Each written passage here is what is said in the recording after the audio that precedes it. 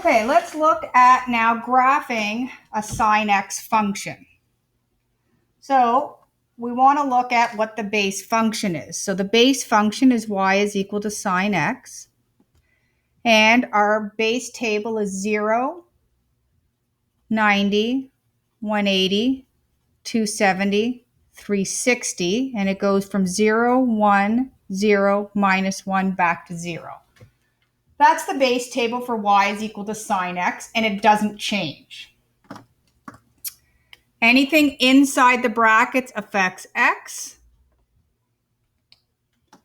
Anything outside the brackets affects y.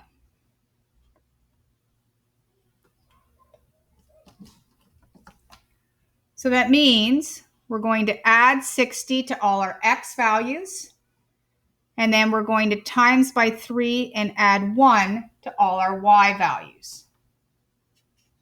It is probably easiest to do our y values first. So these become 1, 1, 1.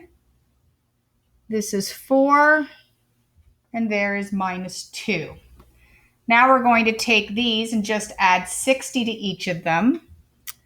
So that gives me 60, 150, 240, 330, and 420. One important thing to note is that for our purposes, we're going to use a graph in which on the x-axis, one space will be 30 degrees. And if we need it, 1.5 spaces will represent 45 degrees.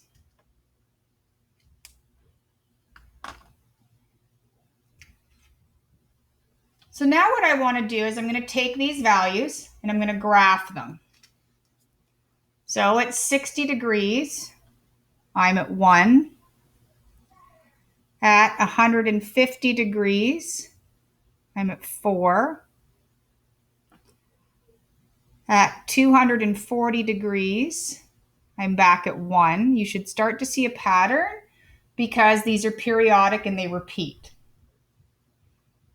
Then at 330, I'm at minus 2. And at 420, I'm back up to 1. When I draw my graph, I draw it with curves. Okay, these should not be pointy.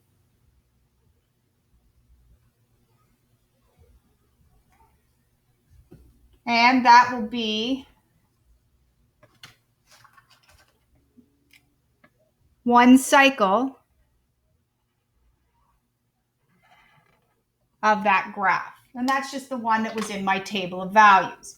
But I can look and see, well, the points are from here, 1, 2, 3 apart, which means if I'm going to go 1, 2, 3, the next value should be up here. 1, 2, 3, the next value down here. And the next value down here. So I can extend the pattern.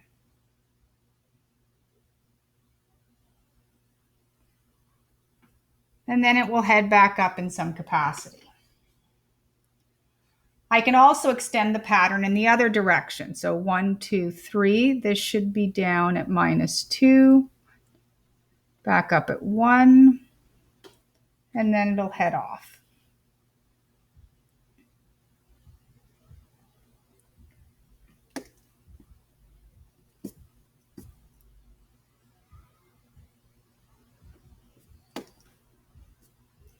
And then we'll keep extending in that direction.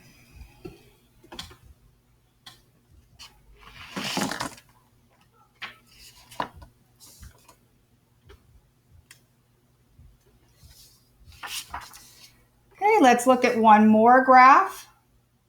So again, the base graph is y is equal to sine x. We have 0, 90, 180, 270, 360, 0, 1, 0, minus 1, 0. Again, that will always be the base graph for sine x. Anything inside the brackets will affect x. and it lies to us.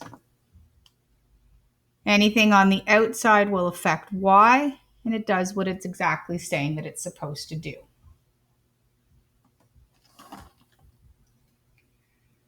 So in this case, we're going to subtract 150. In this case, we're going to divide by 2 and then subtract 2. So these give me minus 2. If I divide this by 2, I get a half, and then subtract 2, I'm going to get minus 1.5. And this one will give me minus 2.5. In this case, I'm going to subtract 150 from each of these values.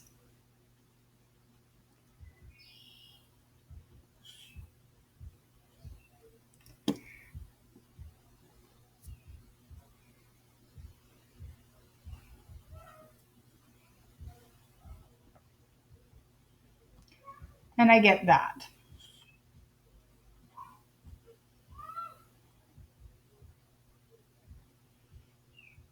Now I want to be able to take these and I want to be able to graph them. So I have minus 150 and minus 2.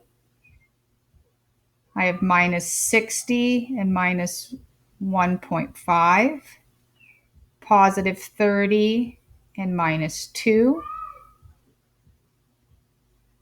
120 and minus 2.5. And then 210 and minus 2.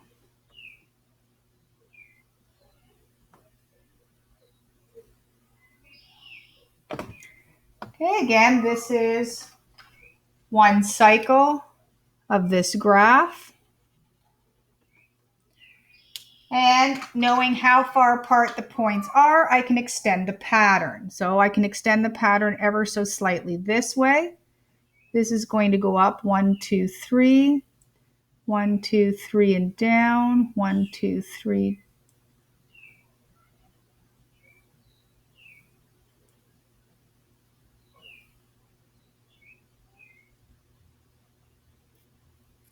And then it will go off in that.